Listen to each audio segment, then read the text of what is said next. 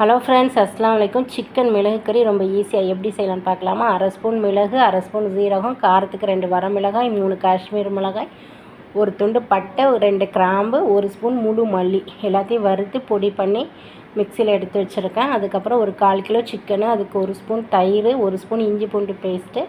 இப்போ நம்ம இந்த பொடியையும் அதோட மிக்ஸ் பண்ணணும். நான் உப்பு போட மறந்துட்டேன். நான் தாளிக்கும் போது உப்பு போடுவேன், சரிங்களா?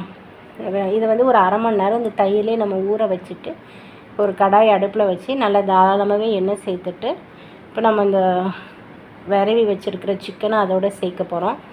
சேர்த்துட்டு நான் உப்பு சேர்த்து லைட்டாக மஞ்சத்தூள் சேர்த்து ஒரு 20 நிமிஷம் லோ ஃப்ளேமில் தண்ணி எதுவுமே சேர்க்காமல் இந்த எண்ணெயிலே நல்லா வேக விடணும். தக்காளி வெங்காயம் எதுவுமே இதுக்கு தேவைப்படாது. 20 நிமிஷம் நல்லா சிக்கன் குக் ஆனதுக்கப்புறம் நம்ம வந்து லைட்டாக மல்லி இலை தூவி இறக்க வேண்டியதான். ரொம்ப காரசாரமான சிக்கன் மிளகு கறி.